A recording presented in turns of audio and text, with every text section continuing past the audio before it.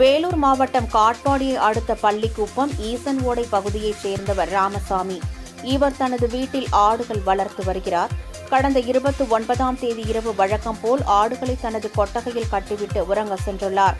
நள்ளிரவு நாய் குரைக்கும் சத்தம் கேட்டு ராமசாமி வெளியே வந்து பார்த்தபோது கொட்டகையில் கட்டப்பட்டிருந்த ஒரு ஆடு காணாமல் போயிருந்தது.